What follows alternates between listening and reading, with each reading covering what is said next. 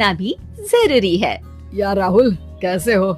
चलो कहीं घूमने चलते हैं। हाँ ठीक है, कहाँ चलेंगे? कहीं पहाड़ों पर? अच्छा आइडिया है। ठीक है, मैं बस की टिकट बुक करवा देता हूँ और अच्छा सा होटल भी देख लेता हूँ। ठीक है भाई, लेकिन जल्दी करो। लाइफ में इतना स्ट्रेस हो गया है कि कुछ दिन का रेस्ट तो बहुत जरूरी बन गया है। राज का शाम को फोन आता है राहुल के पास।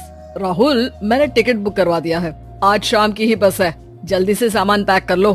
ठीक है, सामान तो मैंने पहले ही पैक कर लिया है। अब तो बस शाम का इंतजार है, जब हम बस पकड़ेंगे और निकल पड़ेंगे धर्मशाला की ओर। शाम को दोनों दोस्त बस स्टॉप पर मिलते हैं और फिर वहाँ से निकल पड़ते हैं शिमला की ओर। सुबह होते होते ये दोनों दोस्त शिमला पहुँच गए, जहाँ ये होटल पहुँचे और वहाँ से निकल पड़े पहाड़ों पर घूमने। राज, यहाँ पहाड़ों पर कितना सुकून है ना, दूर दूर तक सिर्फ और सिर्फ पहाड़ ही है और घूमने आए लोग भी यहाँ कितनी मस्ती कर रहे हैं। हाँ भाई, ये तो है। चलो कुछ खा ले। दोनों एक रेस्टोरेंट पे पहुँच गए।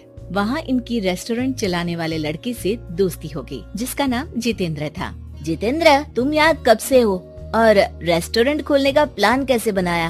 अरे भाइयों, मैं तो यहीं का हूँ। बस बाहर कुछ साल के लिए गया था नौकरी करने, पर फिर लौट आया और अपने यहाँ ही रेस्टोरेंट खोल लिया। पिछले 6 साल से यहीं पर हूँ।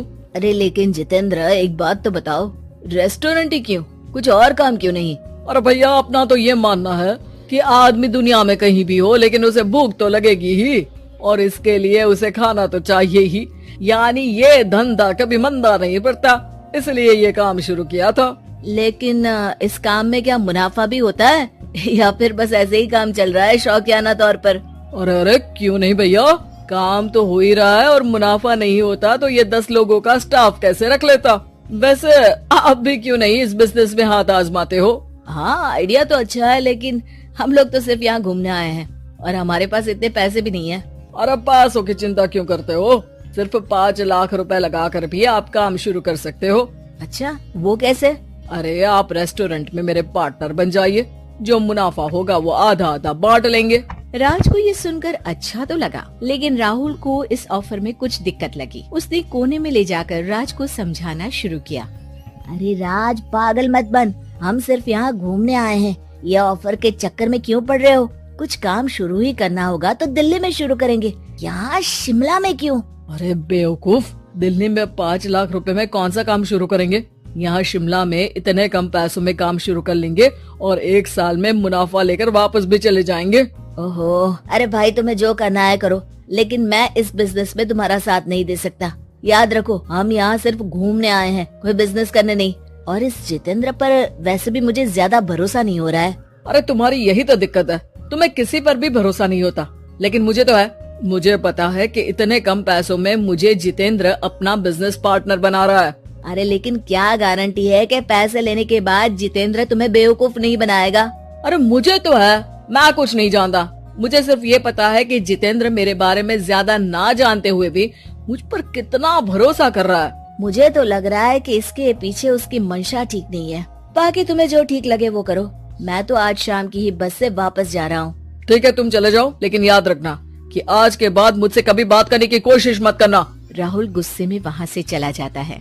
दूसरी ओर राज और जितेंद्र साथ में मिलकर काम करने लगे। राज ने अपने घर से 5 लाख रुपए ये कहकर लिए कि जल्द ही वो 2 गुने पैसे कमाकर 6 महीनों में लौटा देगा। कुछ दिनों बाद, भाई जितेंद्र, तुमने 5 लाख रुपए तो ले लिया है, लेकिन काम में बहुत तेजी नहीं दिख रही है।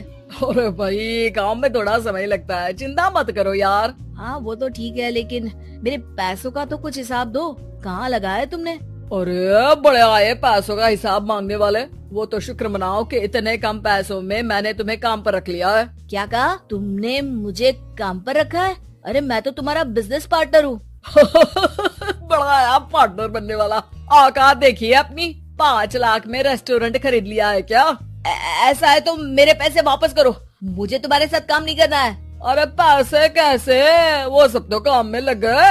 अब तुम्हें वापस जाना है तो चले जाओ, कोई पैसा नहीं मिलने वाला है। राज को अपने साथ होने वाले धोखे का एहसास हो चुका था, लेकिन तब तक देर हो चुकी थी। उसे अपने दोस्त राहुल की याद सताने लगी, जिसने पहले ही आगाह कर दिया था कि इस बिजनेस में धोखा है, लेकिन अब तो देर हो चुकी थी। राज को अब कोई रास्ता नहीं सूझ रहा था। जितेंद्र भाई, मेरे पैसे वापस कर दो ताकि मैं लौट जाऊं। मुझे अब तुम्हारे साथ कोई काम नहीं करना भाई। ये सुनते ही जितेंद्र अपने कुछ साथियों के साथ राज पर टूट पड़ा और उसकी जमकर पिटाई कर दी। राज बेहोश हो चुका था। जब उसने आँख खोली तो उसे अपने सामने पूरा परिवार, पुराना दोस्त राहुल भी दिखा। सभी को देखकर राज की आँख में आंसू आ गए। राहुल मुझे माफ कर दो। अगर समय रहता मैं तुम्हारी बात मान लेता तो आज शायद ये दिन न देखना पड़ता।